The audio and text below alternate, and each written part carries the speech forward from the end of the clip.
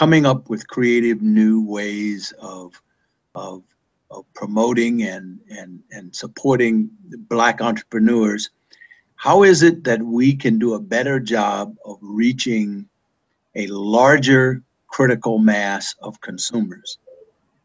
There are two things that I see happening. One of them is there are lots of us, and all of us operate in silos. Mm-hmm. You've got your contacts, I've got mine, and it goes on and on and on. So we haven't figured out how to collaborate across our silos.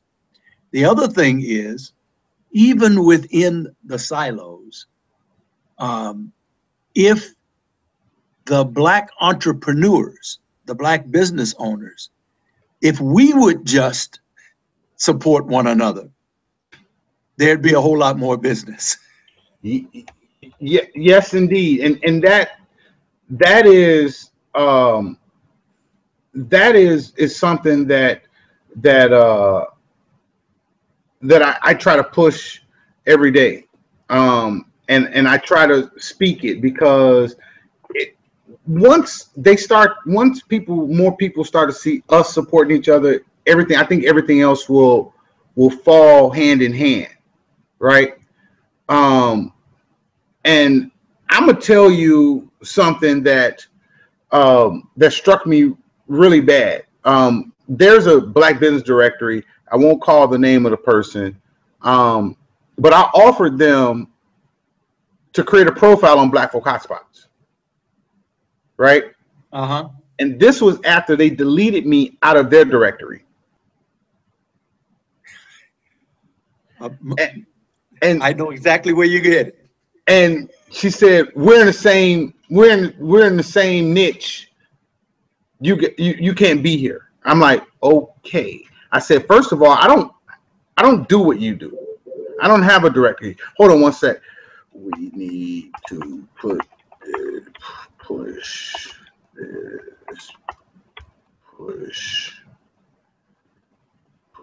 this back.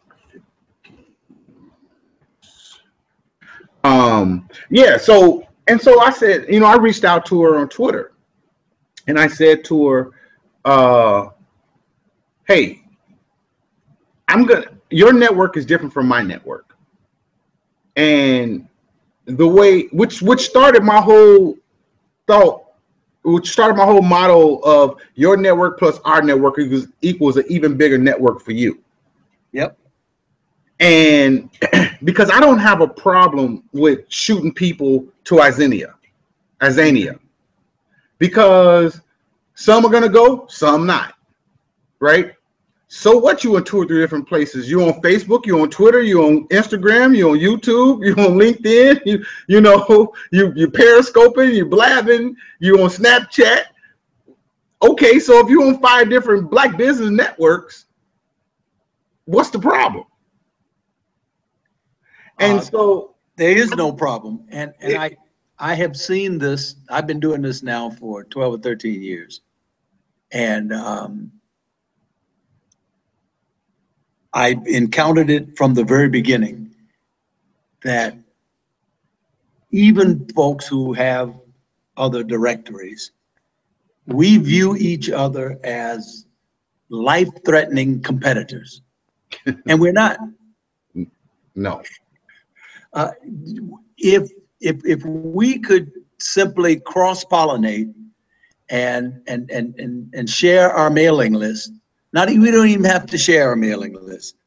If we would just resend, just copy in to our respective contacts, stuff that we get from other people in the same industry, we'd all be winners. Mm-hmm. I seem to be, sometimes I feel like I'm the only one who believes that. You're not. I'm with you. I'm with you, Roger. That's why I said we have to talk. I'm gonna tell you who else is with us too. And I think he's from your hometown, or where you're from. Is that your hometown, Columbus? Yes. So you know Jerome Davis? Jerome Davis is in Atlanta. Right. I know JD Davis. Yeah. JD, right. I want to say that JD is from Columbus, or he has a lot of strong ties in Columbus. He does. Okay. Maybe he's from Nashville. He has a urban, what does he call his group? Urban professionals. He has a very large urban professionals group in Columbus. Okay. That's why I thought he was actually from there, because I know that with our network, you know, I know that our biggest concentration is in Chicagoland area. Duh, that's where I'm from. Mm-hmm. You know, which is where, you know, we started to mushroom from that point. But I've met JD several times. I've went to his events in Atlanta. I was in Atlanta for a couple years, back and forth between up north and in Atlanta, and I made sure that we shook hands. You know, because we had talked on the phone for years.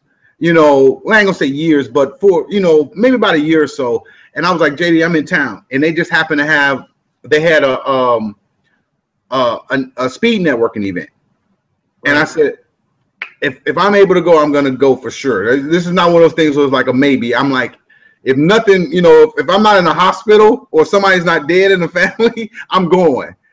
And that was the first time we met, and it was different. It was different, and as he was introducing me to his people. Yep. Literally, and telling me, you need to create a profile on Black Folk Hotspots. And I'm going to tell you, because I'm not the one to come into his thing and start pushing Black Folk Hotspots. That's just not how I act. I want to respect that. But he was like, no, man. And what that told me was he's secure in what he's doing. He is. Yeah, and I've met him a couple of times, and we've spent a lot of time together. And you know, we've just shared ideas and tried to figure out, you know, what in the world do we need to do to help each other. And his Las Vegas events and the ski event that he does has really taken off. I mean, that is a really a powerful thing that he's done there. And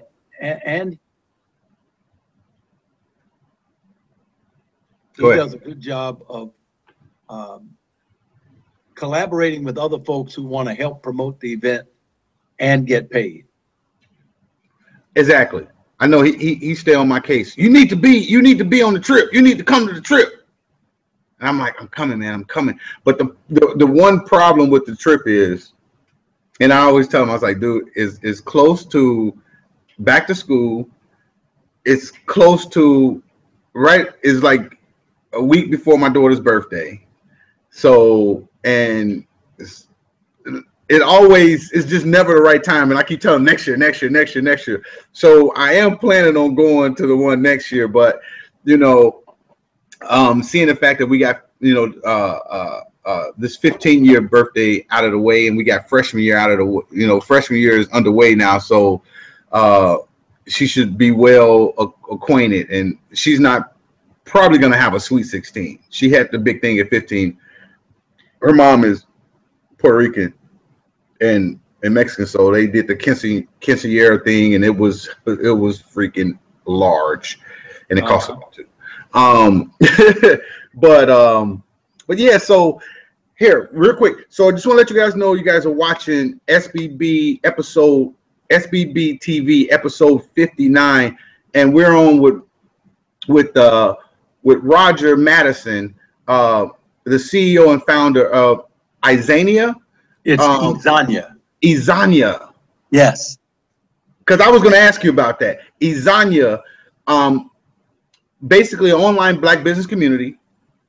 And I'm going to let him tell you guys a little bit about that in his words. I can read his bio, but I always find it better when we listen to the other person.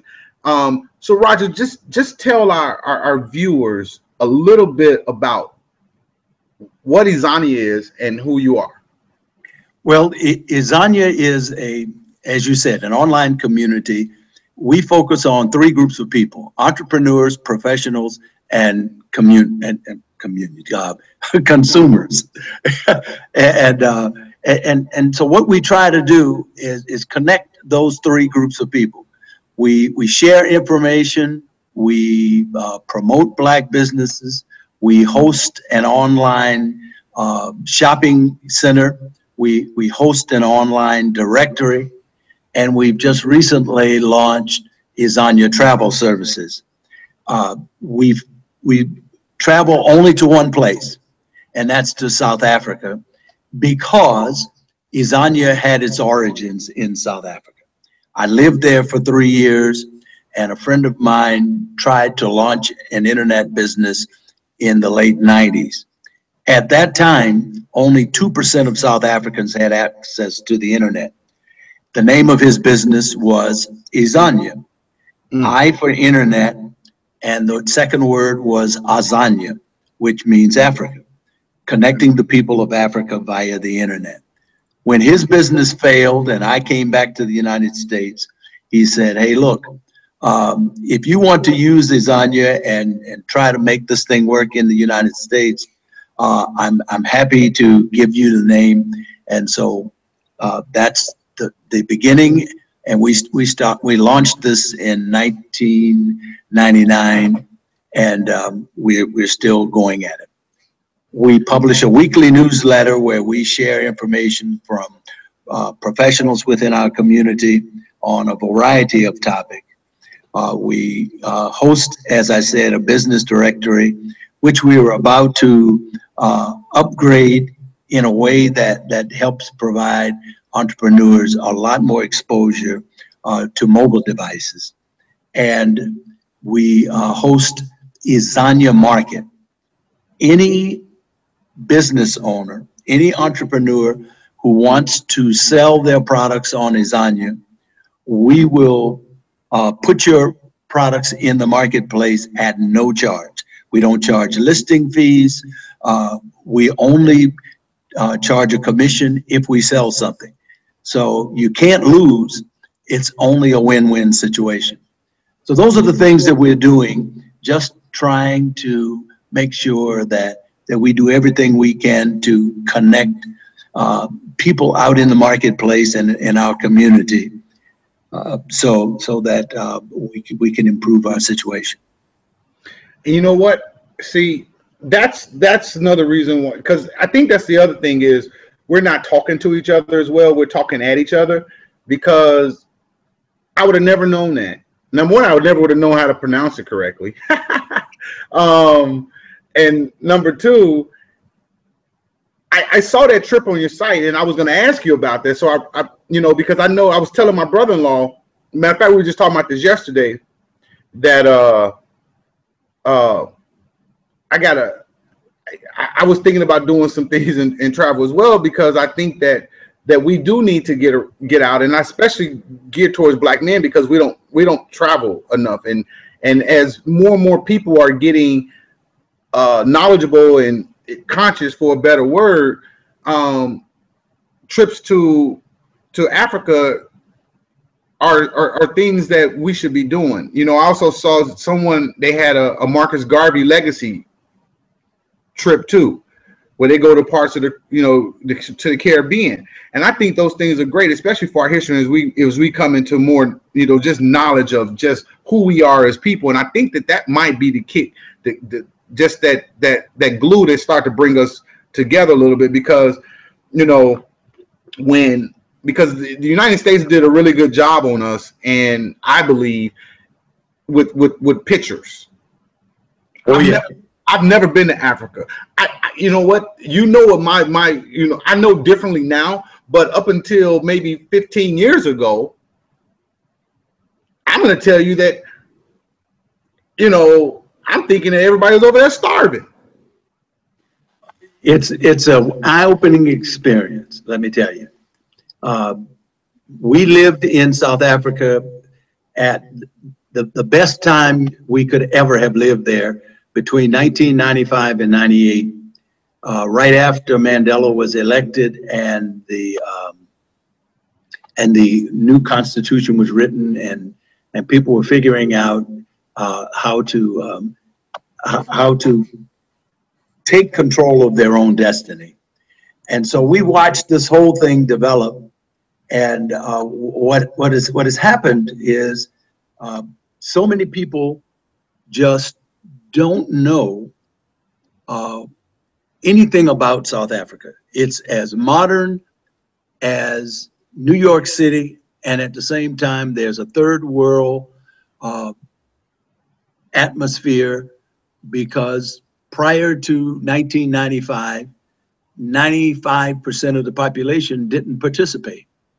So now what you've got is that you've got a nation of people who are trying to take a 5% infrastructure and grow it fast enough to support the rest of the population. And so they've taken a really creative and unique approach to it by transferring wealth to Black people. They have rapidly created a new Black middle class without having to resort to corruption and crime and the kind of attitude that makes first and second class citizens of everybody. South Africa is one of the few places, if not the only place on the African continent, where you can literally lift yourself by your bootstraps. They have created an environment for upward mobility that never existed and doesn't exist anywhere else. In most other African countries, you've got only two classes of people: the very rich and the very poor. South Africa has done a very, very good job under the leadership of Nelson Mandela's first 5 years in office of creating a pathway to the middle class. And by creating a strong Black middle class, you have a focus on things like education and business and global activity that never existed for Black people before. So that's why I'm so excited about it. What we do, we work with a Black travel and tour operator on the ground in South Africa, and there's no middleman.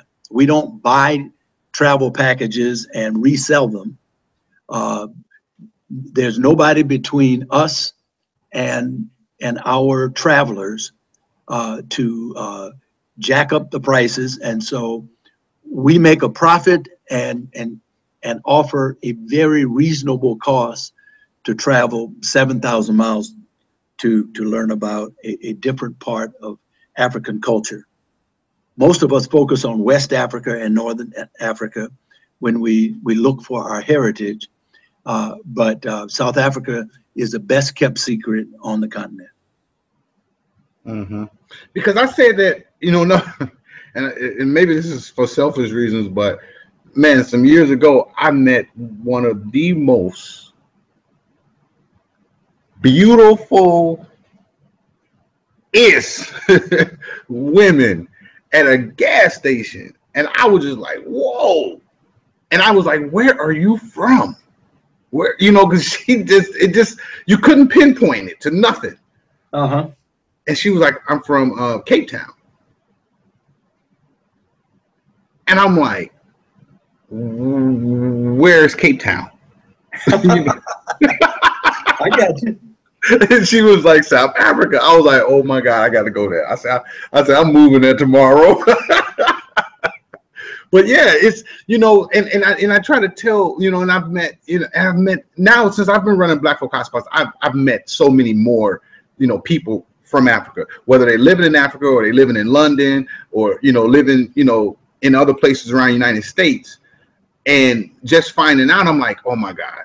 So I get, and I'm hoping that really is really doing well for you and it's taking off, because that's something that we all need to join forces on and push that. And I'm starting to see a lot of people do these trips annually. I'm like, okay, it makes a lot of sense. They're doing these things. I know it's on the pricier side, but it's to me it seems so much more worth it. What made you, when you moved to South Africa, what made you move? Was it for work or it was for work? I was working for IBM at the time. Ah, okay. And, I've since retired, but you know, it's one of those things where once your eyes get opened to a new reality that is completely different from what our media paints, it changed my life. I said, wait a minute, you know, we need to do more to let other folks know about this. And my ultimate goal would be to do whatever I can to help Black entrepreneurs in the US and Black entrepreneurs in South Africa begin to build connections with one another. That's a little bit more difficult to do, but it's something that is achievable. I just focus as much on making those connections as I possibly can. And that, you know, and that's what I tell people, you know, when they say, what do? I say, I'm in social capitalism. You know, for what I'm doing and bringing people together, you know, that's just happened to be my business. It's the niche that I had been working for all my life and didn't know it, because I had been learning how to do the internet. You know, I fell in love with the internet in the mid 90s, and I always wanted to be an entrepreneur. I just didn't know exactly what I wanted to do. And you know, I knew that, you know, I was good at so many different things. There's not very many things I can't do. It was like, but my thing was the passion was never there. You know, I go out and I'll make money. I make $60,000, $70,000 on eBay, and it's no passion. And then I'll be like, I'm doing something else. And people are like, are you crazy? I'm like, there's no passion. Yeah, the money's good, you know, for just pushing some buttons, but it was empty. And in 2008, I had a dream. I woke up like 3:30 in the morning, and in a dream said, why don't you do what you've been doing for yourself, but do it for Black business owners? And then the name Black Folk Hotspots was there, blackfolkhotspots.com. And even at that point, I texted like 4 or 5 of my buddies with blackfolkhotspots.com and a couple other names, because I thought blackfolkhotspots.com was too long. And within 10 minutes, and we're talking about, you know, about 3:30, 4 o'clock in the morning, within 10 minutes, all of them had texted me back and said they'd like Black Folk Hotspots. And they all were working in corporate America. So I knew they were, you know, either about to get up or in the middle of their sleep. You know, and I didn't expect for them to respond. I expected, you know, to get those text backs, you know, maybe 9 or 10 o'clock, you know. And I called off that day, and I got started, and I put Black Folk Hotspots started in a blog format, and, you know, we were just sharing businesses that you know, that I knew about.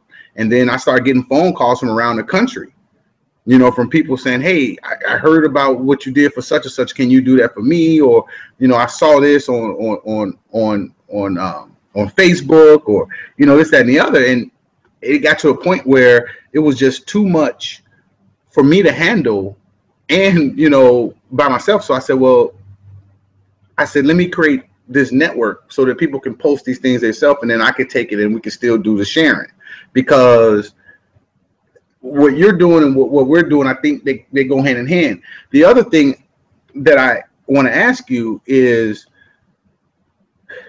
do you think it's better if our companies just start to say, hey, let's just join forces, let's just create one big company? Well, I don't know that we need to create one big company. You know, everybody in the technology, internet technology business, let me just focus on that. Everybody there works together. Intel makes the chips, Dell, HP, Lenovo, makes the hardware. Microsoft makes the software, most of it. And now you got Google with all of these apps that fit onto, that operate onto everybody's devices, mobile devices, laptops, tablets. And so it's not necessary to form one company. What's important is to figure out how to collaborate. Okay. Because we're not in a zero-sum game. When you win, I don't lose. Exactly. And if we can get more of our Black people, Black entrepreneurs, to understand the nature of collaboration, that especially as it relates to the internet. Every single one of us has a network, a personal network, a business network, a LinkedIn professional network, you know, as you mentioned, Instagram, et cetera, et cetera. So if I tell you something and you just repeat it to your network, I've just reached an exponential number of people that I could never have reached before. So all we would have to do is take the conscious step of sharing information that we find out about each other with our networks. So I'll make a commitment to you right now. I'm going to write an article about you and Black Folks Hotspot in my next newsletter, because everybody who reads the Izania newsletter doesn't know about you, and they ought to. And it doesn't cost anything to do that. I mean, this is not something that I'm going to charge you to do. This is something. This is information sharing. Yes. And because I do a newsletter every week, and I have a hard time finding content, and so I've begun to think about recently the content that I need to focus on is to talk more about other successful entrepreneurs. Now, everybody who thinks they're an entrepreneur isn't. and so a lot of people say, Roger, why don't you write an article about me? And when I tell them I'm not going to do it, they get upset. I say, wait a minute. You're just a wannabe, and you don't even know that you don't have your act together. So I don't know what you want me to do. You want me to take my reputation, put it behind you when you're not ready for prime time. You know, I'm laughing because I've had those same exact conversations, and I got enemies. No, you don't have enemies. They're not your enemies. They are just noise. Yeah. Because they can't hurt you. They hate me. No. Listen, bro. They might hate you, but they can't hurt you.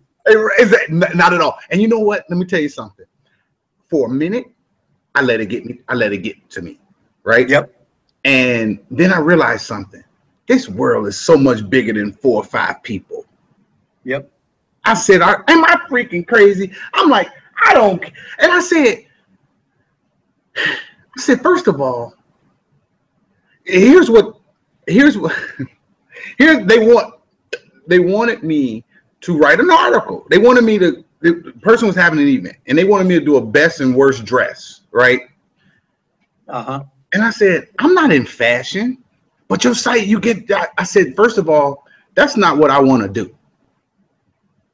Now, I tell you what, I'll publish it. So if you get somebody to write it and write it in their perspective, that's not coming from us, because I'm not about to, excuse my language, but I'm not about to shit on somebody because I personally didn't think that they was dressed to the T. You might not have thought I was dressed right. And then there's other things like, hey, I want you to do this. And I'm like, that's not what I do. but let me connect you to one of our black business owners who's on Black Folk Hotspots. That's their expertise. Yep. And then they get mad at me because I didn't want to do it. I'm like, if I'm not an expert, you know, and that's the same point that you kind of brought up with the different technology companies. And I worked for CDW. That was my last corporate job. Uh-huh. So, and you know, and I'll tell you this real quick story about Acer. So about maybe 3 months before I started working at CDW, I was in the market for a laptop. And so, you know, I went online obviously and looked at things and this, that, and the other. And, you know, looking at specs that I needed and that I wanted, and then, you know, and price points and, you know, in different manufacturers. Well, so once I do that, my next step was to go to the stores, go to like Best Buy, Circuit City, whatever, when Circuit City was still around, and kind of like pick it up and do look and feel, right? Because you can't see it, you can't touch it online. So I go to Best Buy, and the Dell, and I was like, oh, it's flimsy, you know, and I said, no, I don't want this. Well, then I see this thing called an Acer. Yeah. The Acer had all the freaking specs of the HP, right? And including like a better speaker system. It might have had Bose or something else, you know, Harman or something like that. And I'm like, okay, but I had never heard of this company before, right? Yeah. So I said, and it's about $100 less than the HP. And I was like, nah. I said, man, I don't know about them. That thing will mess around and it won't work in 2 months, right? So I just said, forget it. I'm just gonna buy the HP. So I bought the HP. About, you know, after we did the little training session at CDW, then, you know, then the different company reps will come in, the vendor reps will come in and talk to us about their products, right? And here comes a guy from Acer, right? And he's giving them the spiel and this, that, and the other. And afterwards, I pulled him to the side. I said, hey, let me tell you this story, which I basically told him the same story. And he was like, listen, we make all the parts for all those computers that you said that was that was better. we're internal. We do the processors and stuff like that, or something like that. And he said, we're in Apple, we're in HP, we're in Dell, we're in Lenovo. And I go, what? I said, so yeah. Now, if I'd have known that, or one of those reps, hypothetically speaking, at Best Buy would have known that, they could have explained that to me, and they would have made me feel so much better, because I'm like, well, heck, they making the parts. This only thing that this rest of these things is just outer fixture. Yep, it's cosmetics. And he said that when they moved, he said, now we're one of the top manufacturers overseas. Yep. And when we came into the United States, because of that, we had to give up some of the stuff that we did in the United States in order to get some of the stuff in the United States, some technical stuff, you know, when they was creating, you know, Acer North America. Mm-hmm. And from that point on, I'm gonna tell you, a lot of my clients, when they were looking for desktop replacements or laptops, I always offered them Acer, and I would tell them the same exact story. And a lot of those companies, that's why they're using Acer to this day. And I had the region from South Carolina, medical facilities from South Carolina to West Virginia, that mid-Atlantic, that Atlantic area. And, you know, because, I was like, listen, yes, it's a little bit less expensive. It's going to save you on the bottom line, because I'm looking at upselling other stuff. Now you need some new servers. Okay, we just saved $15,000 on laptops. Now maybe we can get a couple of those HP servers. But I say all that to say, because I think that what you said was on point, and it made me rethink something that I have been thinking of. And you're right. It's which is pretty much what I was just trying to figure out a solution to this issue. And the solution that I can only come up with is, what if we all join forces? If we all just said this, but no, that might be the right thing, because, you know, and then I got to think about my own advice, because I know that Walmart, Walmart and Target and Kmart and, you know, these department stores, I know they all in the same associations. And I know they are in a zero-sum game with each other. You know, Kmart and Sears are struggling for survival, and Walmart and Target are taking names and kicking butt. But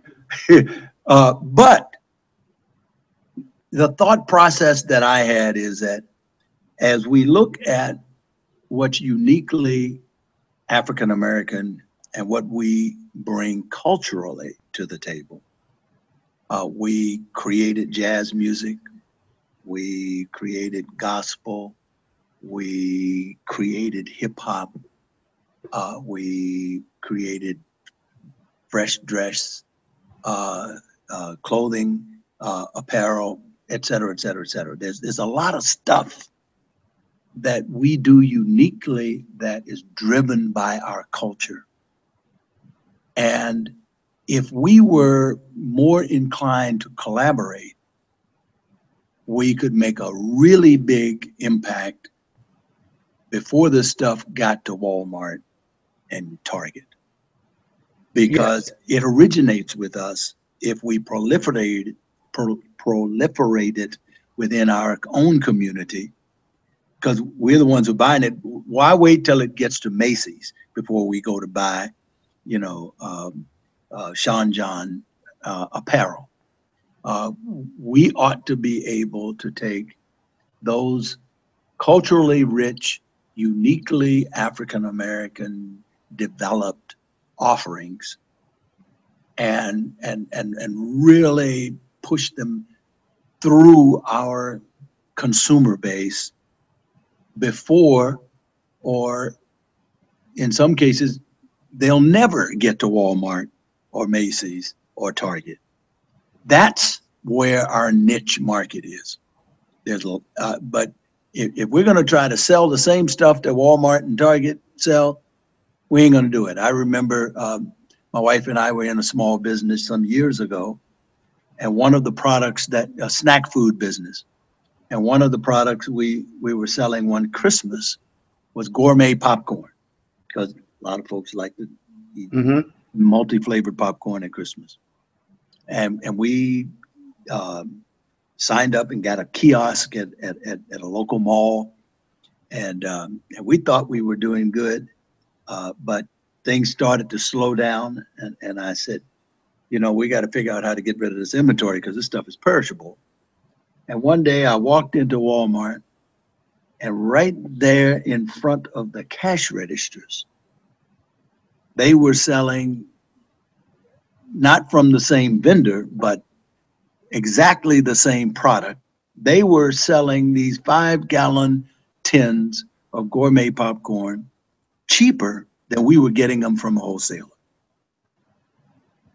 My wholesale cost was higher than the cost at Walmart.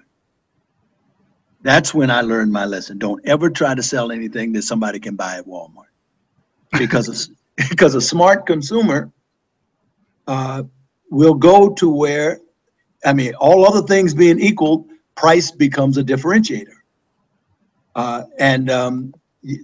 Why not?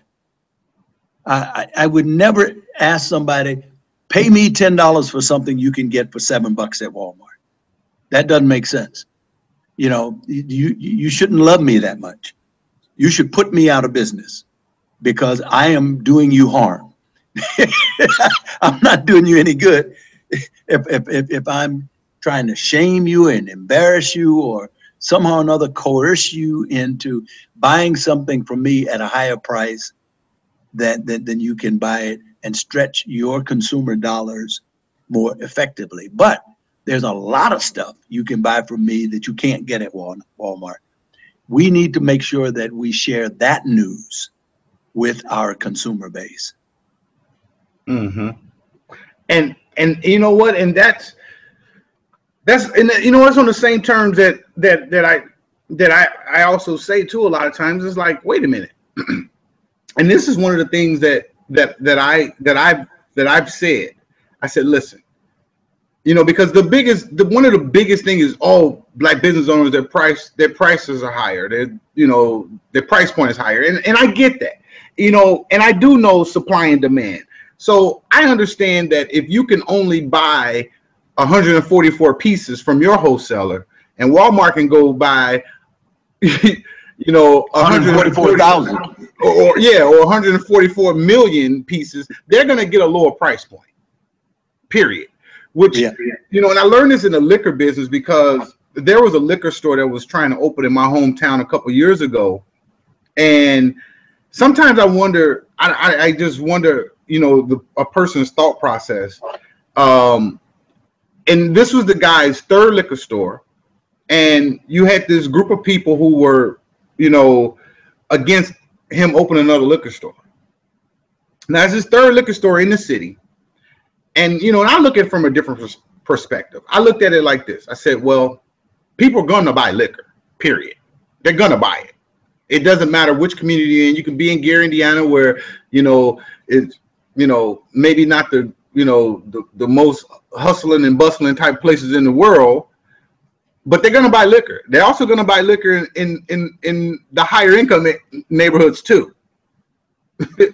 That's a commodity. That's something, and it doesn't go bad. It actually gets better the older it gets. A lot of it.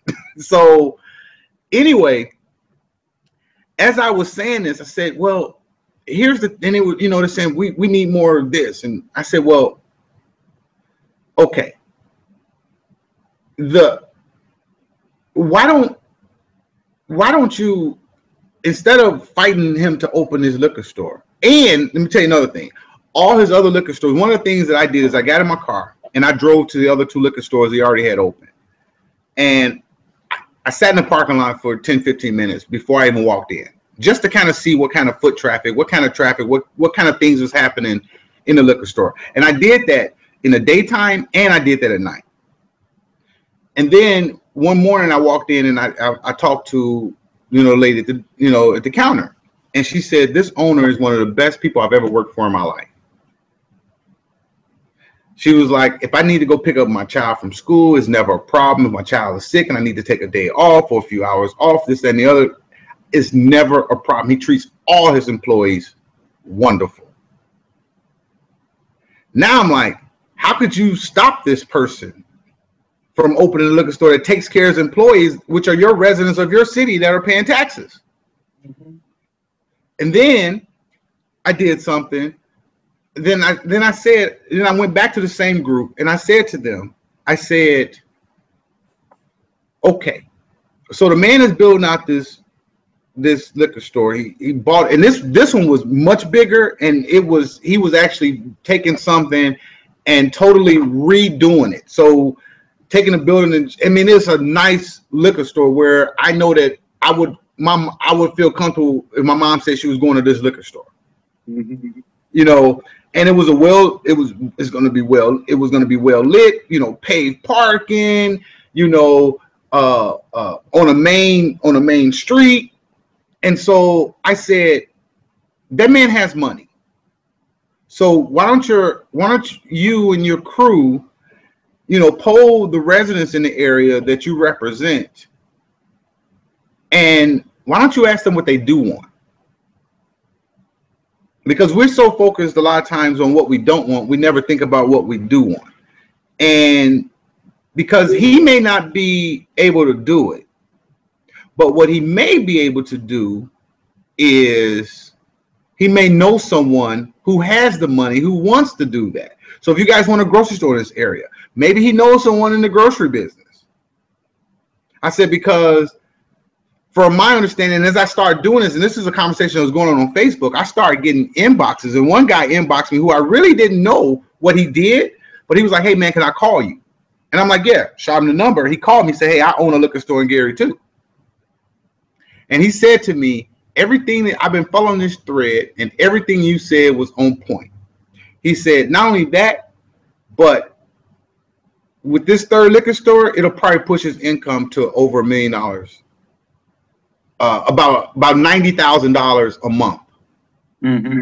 Because he said, for what I can buy a bottle of Merlot for, and sell it. You know, he said I can buy a bottle of Merlot and I can sell it for $5.99, $6.99, a cheap bottle. He said he can buy the same bottle, sell it for the same price point, and make double the profit that I make. You know, same price, right? But he's gonna make double in profit. And he said because he's able to buy more. Yeah. And so I went to them and I said, just think of that. I said, if you want the man to sponsor some sports teams, build a park, I said, this is the time to do it because he's looking for feedback. He doesn't need the approval of the city per se to do it because he's already dotted all his I's and crossed all his T's with the state. And I said, and if he moves 2 blocks north, he's going to be in a whole new city, which means now they'll get the taxes. Chances are he'll hire people from that city to work. So that means there's going to be people in your city that lose out on possible jobs, and the city's going to lose out on some tax base. I said, is that really the smartest thing you want to do when you're trying to build up something? Well, I got chewed out, cursed out. I didn't know what I was talking about. And I just told him, here's what's going to happen. The man's going to open and there's nothing you guys are going to be able to do. Now, I said, now you can bargain with him really good. I was like, because you do have some power, but they were, you know, the people in that neighborhood was like happy because they didn't have to travel, you know, 10 miles, 5 or 6 miles to go to the nearest liquor store to get a 6-pack or, you know, a bottle of wine or whatever. And I said, I said, now if you bargain with him and you just tell him what some of the things you need. If you need some help on a community center or this, that, and the other, he may shell out $10,000-$15,000 because that builds up his neighborhood that his business is in. Yep. And business owners, they will do things. That's why the man took a building, resurfaced it, you know, rehashed it, the whole thing, because he knew that that's going to make him more money and it'll give him more traffic to that location. Don't you think he would want to build up other things around here? If he got some buddies that, you know, he said, man, look, man, these residents in Gary, this is in this little area is 15,000 people and they want a grocery store. I know you're in the grocery business. If you're thinking about opening up a small grocery store, they're ready to buy. I'm like, and then if he falls back on his word, then you guys do things like you work with the city with code enforcement. You know, if it's stuff on the ground, you know, you stand outside and you go with picket signs, whatever you got to do. But you will make him listen because his goal, his goal is to make a profit. And if you're hurting his profits, he's going to listen a little bit. But to tell him he can't do something that he know he can, and it's useless. But yeah, on the same thing on the business, on the price point, and no, it's another company. I don't know if you're familiar with them. Purchase Black, the guy's out of DC. I think I know who you're talking about. Yeah, Brian Williams, I think is his name, and he has something similar to that as well. And when I told him, he's like, man, still like the Black Amazon. Mm-hmm. And because, you know, Amazon did something, and I said, listen, and I was telling somebody the other day, it's not very many times we're going to have something that's brand new that, you know, Groupon was probably the last company I know just created something out of thin air that was just like, whoa, what is this? Mm-hmm. And that's why they went to billions of dollars in like 3 years. But it's so many of us out here that's trying to do. You got all these, you know, a lot of people in the life coaching business and the, you know, the natural hair product business and the, you know, I look at it like this, and I think that you get it. You've already said it, and I tell them, I said, you form your little group, your little mastermind group, you know, taken from Think and Grow Rich, and you know, if you sell natural hair products, then why aren't you partnering with somebody else that maybe not sell natural hair products, but do something different? Maybe they sell clothes, maybe they sell t-shirts, maybe they sell accessories. you know, belts, Yep. shoes, because now you guys are building a buying circle. The other thing is what we've got to figure out how to do, and here's my latest observation. And by the way, I'm going to have to go in a little while. Okay, cool. My latest observation is that what people like you and I have to figure out is a creative way of reaching people on their cell phones passively. It turns out that probably more than 60% of Black folk access the internet via their mobile devices. Their laptop computer is not the primary device that they go to the internet on. The other thing is they don't sit down at their computers and type www.izania.com. They don't do that anymore. 10 years ago, people were doing that. They were doing Google searches and looking for, you know, all things Black. So now what we're going to have to do is come up with a push strategy that causes your information and my information to show up on somebody's cell phone passively, almost like an app that lights up their cell phone whenever they get a Facebook message. And I've been thinking about how to do that, because even if you develop an app, in most cases, they've got to go to the app and push the button to get access. I'm looking for a passive way. For example, people who subscribe to my newsletter shows up in their inbox. And everybody who doesn't read it within 2 days won't read it, because they're getting so much email that if 2 days later, it's way down the list. Same thing with a Facebook message. If they don't see it when you post it 2 hours later, it doesn't even take 2 days on Facebook. It may not even take 2 hours. An hour later, your whatever it was that you posted is gone. And I've watched people do all sorts of automated Twitter posts and the sort of stuff, and that's fine. But we need to think of a way to do something similar to that has an economic transactional component. So when their phone lights up and it's Izania Market, what they get an opportunity to do at that instant is to say, yes, I want to buy this thing, or no, I don't. And I don't care if they say no 95 times out of 100. As long as they don't have to come find me, and as long as they don't block it, you know, it's just like the TV commercials you see on television. Everybody claims they don't watch the TV commercials, but these people spend those millions and millions and billions and billions because it works. People are now going to their doctor saying, how come you ain't subscribing whatever this drug is?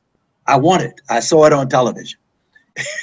And in a similar fashion, if we can create a mechanism for reaching people while they are in a passive mode, then the turnaround is, if you get their attention and they like what they see, maybe they'll take an active step and go look for more. You know, it's like a headline, somebody, you know, people are writing all kinds of provocative headlines nowadays, and sometimes the article ain't got nothing to do with what the headline says. Right, exactly.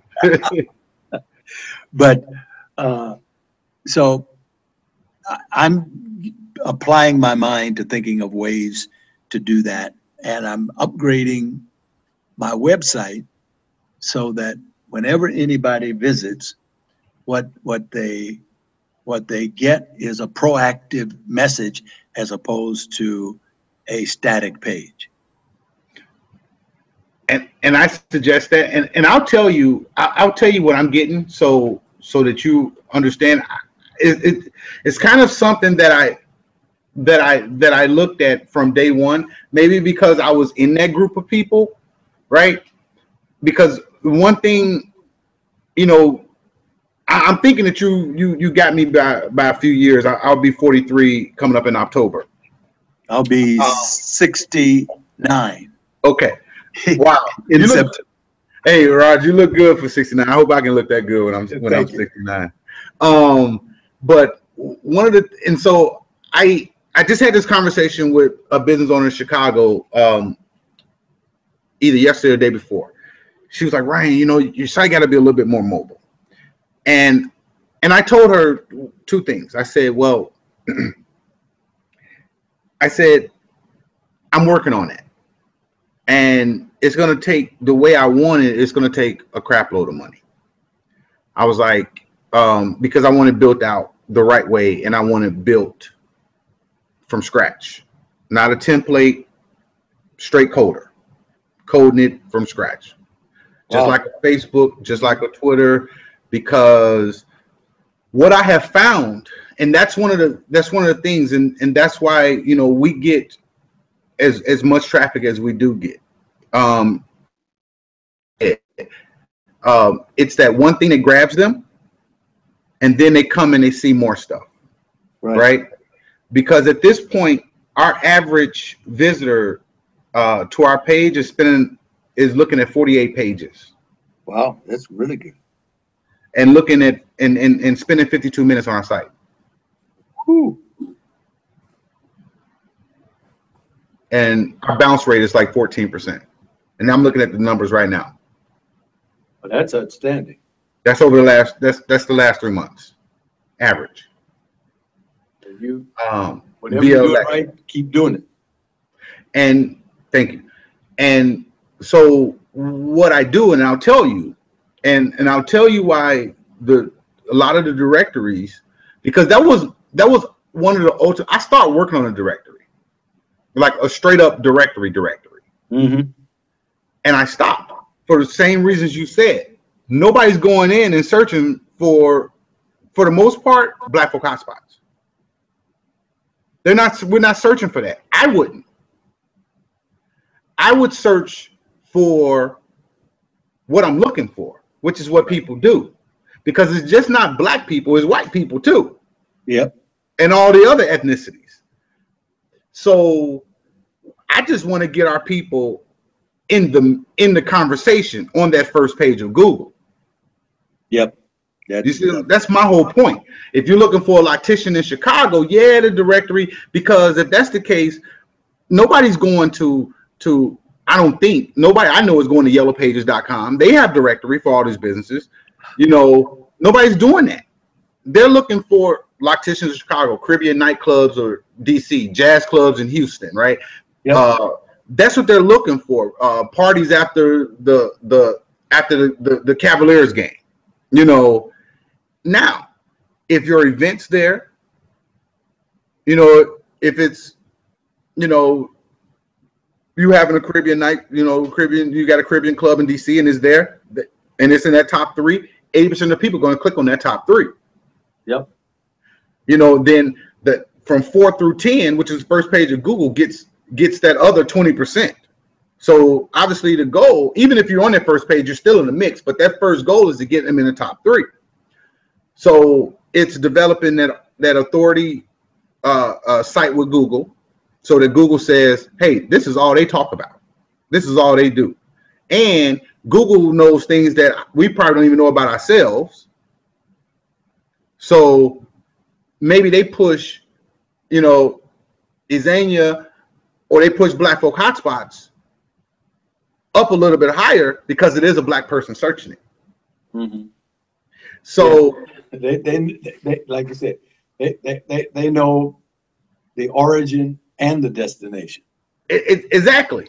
You know, when I look at the, you know, I'm a you know, maybe you are too, but I'm a numbers freak.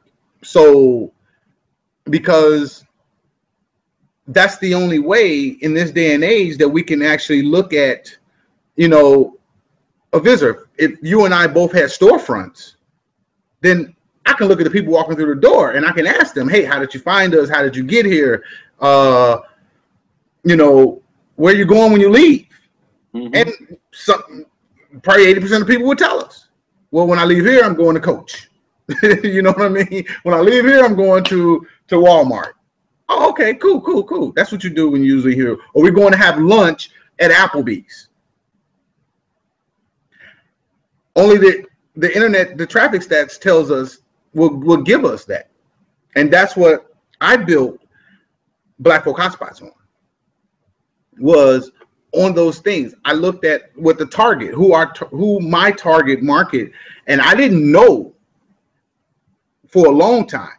It just happened to sort its way out. It was that 35 to 55, actually 35 to 45-year-old female is 60% of our audience. 65%. So I had to gauge and move everything around that audience, and then have the psychology to say that if the women come, the men are going to follow. Maybe. Usually, which is the reason why the clubs have the ladies' nights. Yeah. Because a whole bunch of ladies are dancing with each other on ladies' they night. will, and it's probably done a whole bad. It's probably done a really crappy thing for our community too, right? But you know, you're thinking that, okay, but I think that's a little bit different than having, you know, 50 men crammed up in a spot. Yep, it's ain't gonna be the same, right?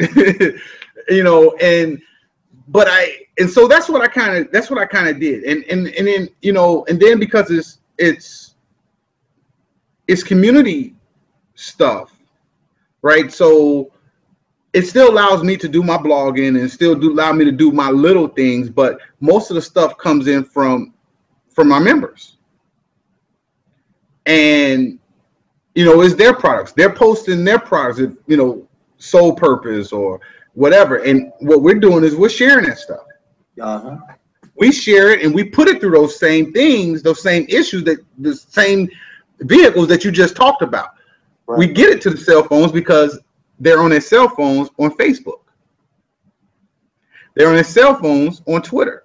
They're on their cell phones on Instagram. They're on their cell phones on YouTube. They're on their cell phones on, you know, Google Plus. Yep. So now they click that to come back to the site, and now I know that our average person that comes to our site is going to look at 50 pages, and they're going to spend 52 minutes, and only 14% of them are going to leave after the first page, are going to bounce right away. So the biggest issue that I had was, you know, that, like I was telling her, was, you know, creating it mobile. I'm like,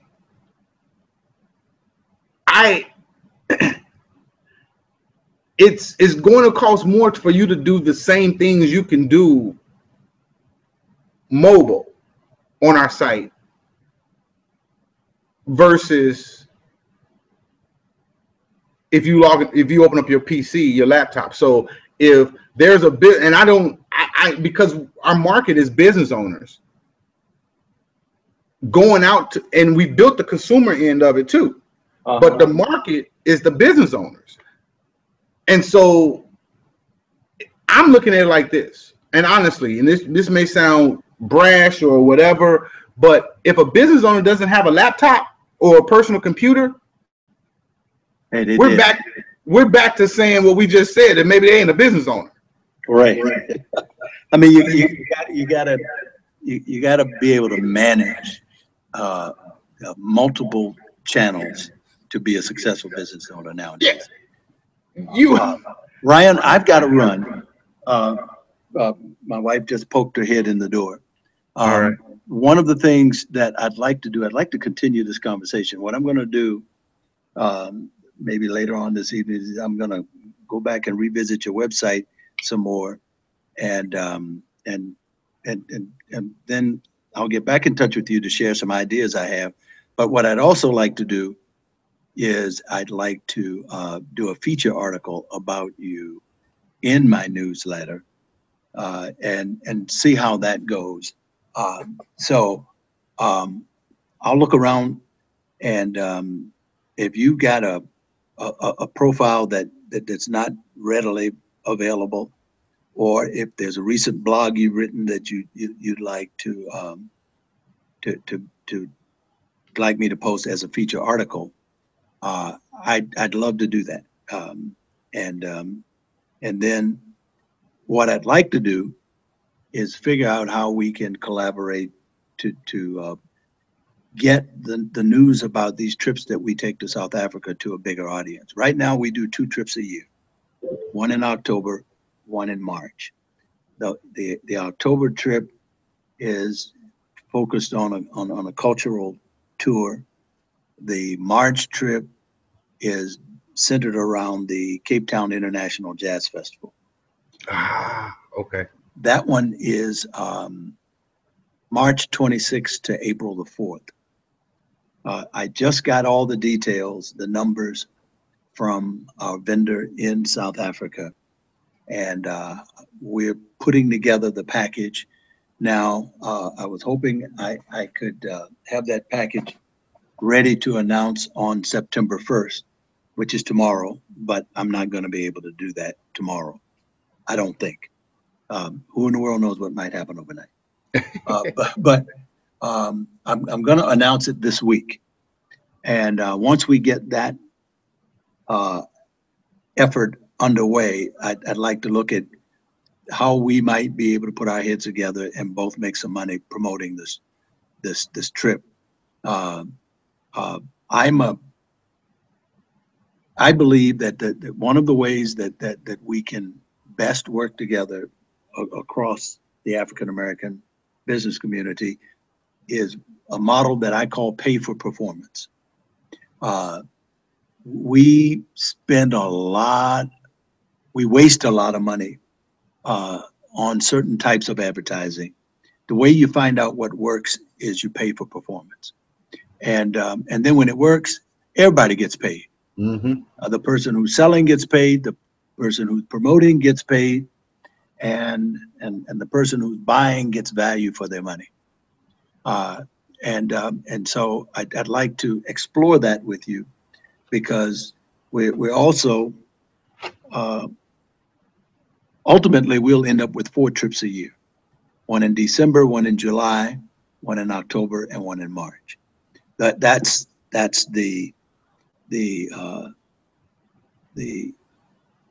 what I see in terms of interest and demand. There are people who want to go in December because their kids are on Christmas break. There are students, there are people who go to school who can afford to get away over the Christmas and New Year's holiday.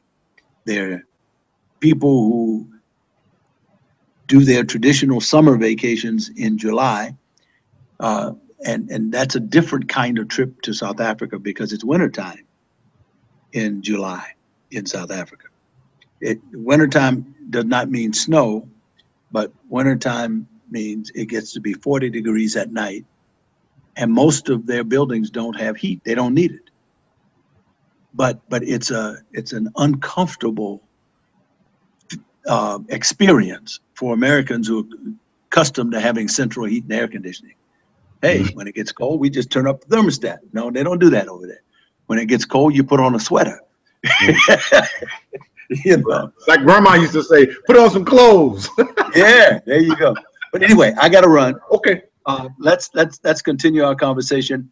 It's a pleasure to meet you, my brother. It was. It's been a couple of years going, and now I'm glad that it finally happened. But handle your business. Let's talk soon, and we'll talk on it, because I got some ideas that I know that you'll probably like more likely. So right.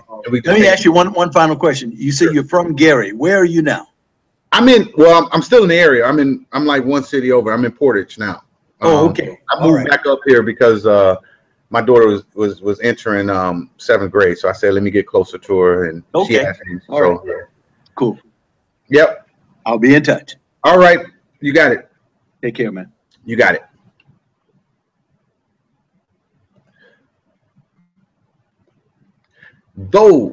This is what I'm talking about. Episode 58, 59. Don't get me the line. 59 with Roger Madison. This is why we need to connect. You know, this guy has, 25 years on me. He's doing the same things. And now, there's a partnership being built. There's some connection, and we share the same sentiments. I can learn from him. He can learn from me. And we put things together, and we still operate because he brought something up. And that was a really good point, because I thought that maybe we should all just say, hey, you know what? Let's join forces. When maybe that may not be the best idea. And he proved, he gave his points why it may not be. And I tend to agree. But that doesn't mean that we can't work together. We can't do things, like I'm going to help him get that, that trip sold. I'm going to help him, few members need to be on his site. The members that they need more exposure. I'm watching this open, U.S. Open that's sponsored by IBM. I'm looking at J.P. Morgan as well in the background. These are big companies. There's Chase in the background. You got J.P. Morgan on one side and Chase on the other side, and it looks like I don't have my glasses on, so I'm gonna put them on. Let me see what that say. Time Warner Cable is on the microphone. Citizen is doing the clock. Immigrants Airline is doing one of the. It's got a banner out there that's on TV all the time. Oh, that's what that said. United Immigrants or Immigrants Airline, or whatever. I don't know how to pronounce it. Mercedes-Benz, Heineken, Chase, but it was American Express. So you got three financial companies that's on TV all at once. It's sponsored by IBM. American Express is on one side. Chase is on is on the side with Venus, and the person she's playing. Oh, that's not Venus. That's old girl, Steffens. Okay. Ooh, is it Vanderwee? Is that how you pronounce that? But and these are the things that we need to understand as business owners. Oh, and it is Venus. No. Yeah. No. Who the heck is that? Okay, well, anyway, y'all get the point if you're watching it. But anyway, that's what we need to do as Black business owners. So episode 59 in the books. Episode 60 is canceled. It's going to be rescheduled because we had to go longer with this one with Roger. So what I would like for you to do, if you watch it all the way to this point, I would like to talk to you as a business owner. I would like to share what you do with our audience so that people that need your products and services, they can get a better feel for you. They can hear how frank you come and go and support your business, right? So create a profile at blackfolkhotspots.com. Let us introduce you to our network, and then let's bring you on. Let's have let's spotlight your business. You spotlight your business and do a business chat. Anyway, talk to you guys soon. If you got any questions, you can contact us all in the description. The link to create the profile. These shirts. Support Black business. Get one of those. Last day, $17 for the shirts. This in the description as well. Join our email list for our exclusive Black business deals and event specials that are just for list members. Check out the featured guests. Check out Roger's profile on Black Folk Hotspots, and you can find his website and all that information for Ezania. I do like the way he came up with that name and where he got that from. Somebody said, hey, go to the United States and run this. That means I for internet and in Africa. So that's pretty cool. So anyway, talk to you guys soon. Check our, make sure you subscribe to our YouTube channel at youtube.com/BFHS network, because we got some interviews coming up tomorrow as well. So talk to you soon. Thanks for watching. Brian Hodge, aka GI Operation on Twitter. I'm out. Thank you.